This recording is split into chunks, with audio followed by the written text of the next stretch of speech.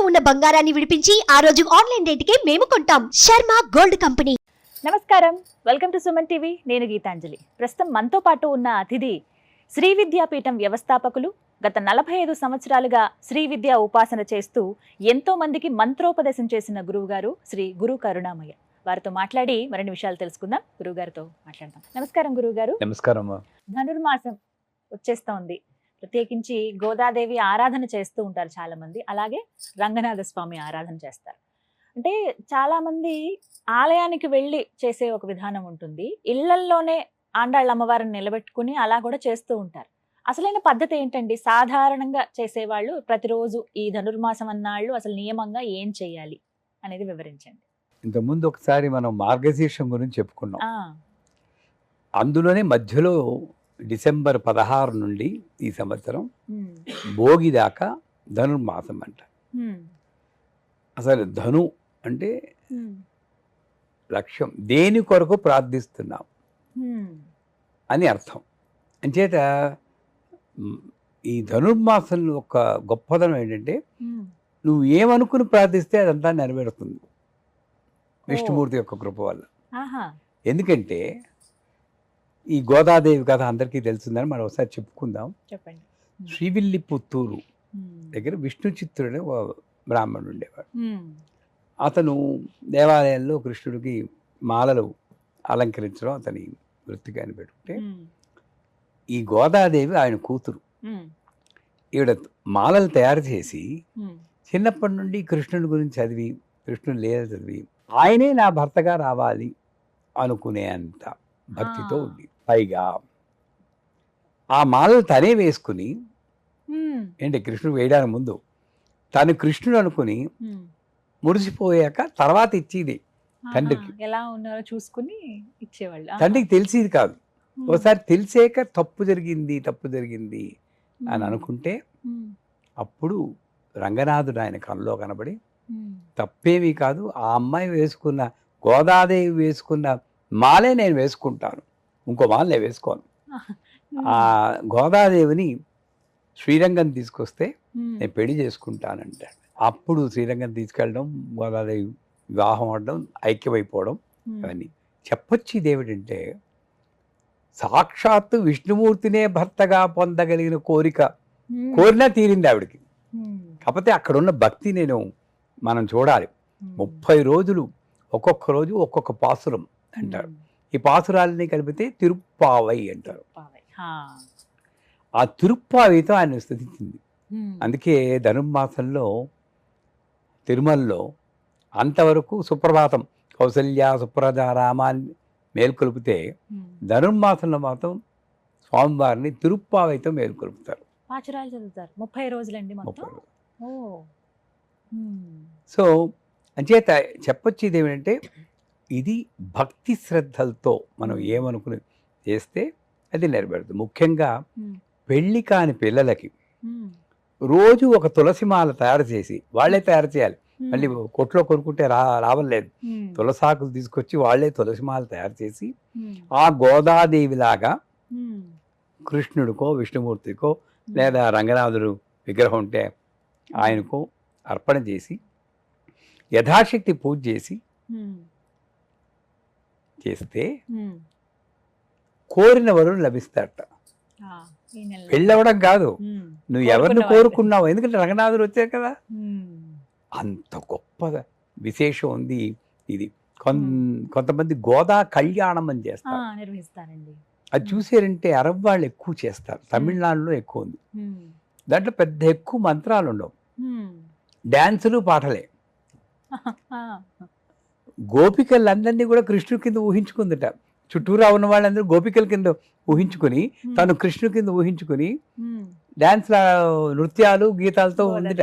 అంటే ఆనందంగా గడిపింది ఆవిడ. అలాగా యథాశక్తి గోదా కళ్యాణం ఇళ్లలో కూడా చేసుకోవచ్చు. మీరు గుడికెళ్ళి చేసుకోవాలని లేదు. చిన్న విగ్రహం కృష్ణుడి విగ్రహం ఉంటే ఆ విగ్రహానికే మాలలేసి విష్ణుమూర్తి పూజ లక్ష్మీ పూజ మీరు అందరికీ తెలుసు అతిగా. కాకపోతే లక్ష్మీదేవి అనగానే పారిశుభ్రానికి, పవిత్రతకి, స్వచ్ఛతకి, ఈ మూడిటికి నిదర్శనం. పారిశుభ్రం అంటే పరిశుభ్రంగా ఉండాలి. అందువల్ల ధనుర్మాసంలో ఇంటి ముందు కెళ్ళాపి చల్లి ఆవు పేడతో అలికి ఏం పెడతారు, గొబ్బెమ్మలు, ముగ్గులు పెట్టి, రంగవల్లులు పెట్టి. ఇక్కడ ముగ్గులు కూడా చాలా ప్రాధాన్యత ఉంది కదండి. ధనుర్మాసం ముగ్గులని ఇలా గీతలతో వేసే మాత్రమే ఒక్కొక్క రోజు ఒక్కొక్క ముగ్గు. మన జోకులు కూడా ఉన్నాయి, మా ఆవిడ రథం ముగ్గు వేస్తూ వెళ్ళిపోయింది, ఎవరైనా చూసారండో అని. బాపు కార్టూన్ బోర్లు ఉన్నాయి మనకి. రథం ఇక్కడ వేసి ఆ తాడు పట్టుకుని వెళ్ళిపోయింది ఆవిడ ఎక్కడికో. అంటే అంత కళకళలాడుతున్నది ధనుర్మాసం. ప్రతిరోజు గొబ్బెమ్మలు పెట్టాలండి. ఆ పీఠంలో పెడతాం, కాంచీపురం రండి. ప్రతిరోజు గొబ్బెమ్మలు పెట్టి ఆ గొబ్బెమ్మల్లోనే లక్ష్మీదేవిని ఆవాహన చేసి పసుపు కుంకుమలతో, అంటే ఏంటి, ఇల్లు శుభ్రంగా ఉంటే లక్ష్మీదేవి ఇంట్లోకి వస్తుంది. మనం ఎప్పుడు ఏమనుకోవాలంటే ప్రకృతి అంతా దేవతా శక్తులు ఉంటారట. మూలం ఎక్కడో ఉంటుంది, అది మనకు తెలియదు, కానీ ఆవిడ శక్తులంతా ఉంటాయి. వాళ్ళు ఏమిటి, ఏ ఇల్లు పరిశుభ్రంగా ఉంది, ఏ ఇల్లు శాంతంగా ఉంది, ఏ ఇంట్లో ప్రేమ భక్తి ఉన్నాయి అని వెళ్ళి ఆ ఇంట్లో దూరతారు. ఇంకొంచెం వాళ్ళకి భోగాలు ప్రసాదిస్తారు. అది శాస్త్రం. అంచేత ముందు ఎంట్రన్స్ ఏంటి మనకి, భాగ్యాద లక్ష్మీ బారమ్మ, రంగోలను ముగ్గులేసి లోపల గొబ్బెమ్మలు పెట్టి ఆవిడ్ని ఆవాహన చేస్తారు. అంతేకాదు, కాత్యాయని వ్రతం అని ఒకటి ఉంది. ఇది సాధారణంగా పెళ్లి కాని వాళ్ళు కాత్యాయని మంత్రం దీక్ష తీసుకుని గురువు దగ్గర కాత్యాయని వ్రతం చేస్తే ఎటువంటి వాళ్ళకైనా పెళ్ళి అయిపోతుంది. కాకపోతే ఒకటే, అక్కడ మళ్ళీ జాతకాలు చూసుకుంటాను, ఈ గణాలు గుణాలు 32 వచ్చింది 16 వచ్చింది ఇవేవి చూడండి అంటేనే ఆవిడిస్తుంది. అంతే. ఆవిడ పాపం మంచి ఆవిడండి, పై ఆవిడ బోల్డ్ సంబంధాలు పంపిస్తుంది ఆవిడ. మనమే బుర్ర అలా లేకపోతే మంచి చేయాలి, ఇవన్నీ చేయాలనుకుని జాతకాలని ఇంకోటని అంటే జాతకాలు చూడొచ్చు, 2 3 చూడండి, కుదరపోతే పక్కన పెట్టండి. జాతకం కోసం ఈవిడ పుట్టలేదు. భూతద్దంలో పెట్టి చూసినట్టు చూస్తారు కొన్ని. మరి గణాలు గుణాలు చూసి అంత బాగా చేసిన మరి ఎలా ఉన్నాయి వాళ్ళు. అందుచేత ఈ కాత్యాయని వ్రతం చేస్తే తప్పక పెళ్లి కాని వాళ్ళకి 6 నెలల్లో పెళ్లి అవుతుంది అంటారు మా గురువు గారు. ఈ ధనుర్మాసంలో ఏ రోజున చేయాలండి? ఏ రోజు అంటే అమ్మగా లక్ష్మీదేవికి గురువారం శుక్రవారం ప్రాశస్త్యం కాబట్టి కాత్యాయని వ్రతం చేసుకోవాలి. తర్వాత వైకుంఠ ఏకాదశి, ఎంత అద్భుతమైన, అది కూడా ఉత్తర ద్వార దర్శనం. అంటే ఉత్తరంలో ఎవరున్నారు, బృహస్పతి కుబేరుడు. ఈ ఒక్కరోజే ప్రతి దేవాలయంలో ఉత్తర ద్వారాన్ని తెరుస్తారు. ఆ ద్వారంలో వెళ్ళిన ప్రతి ఒక్కడికి మోక్షం లభిస్తుంది అని అంటారు. ఆ ఉత్తర ద్వార దర్శనం, వైకుంఠ ఏకాదశి అన్నీ కూడా ధనుర్మాసంలో. ఇవంతా భోగితో ఎండ్ అయిపోతుంది. భోగి కూడా ఏం చేస్తాం, ఇంట్లో ఉన్న పాతవన్నీ, యాక్చువల్గా చెప్పాలంటే భోగినాడు ఇంట్లో ఉన్న చెత్తంతా తీసుకొచ్చి పడేసి మంట పెట్టాలి. ఇంట్లో ఉన్న చెత్తంతా మంట పెట్టాలి. అలా ఒంట్లో ఉన్న చెత్త కూడా అనుకుంటూ ఇది పెట్టాలి. వీళ్ళు ఏం చేస్తున్నారు, విరిగిన కుర్చీ అక్కడే ఉంటుంది. సెంటిమెంట్ మా తాతగారు ఇచ్చారు, అది మేము ఉండాలి అక్కడ. దాని బదులు చెట్లను కొట్టేసి ఇంత దొంగలేసి వాటిని కాలుస్తారు. తప్పు కదా.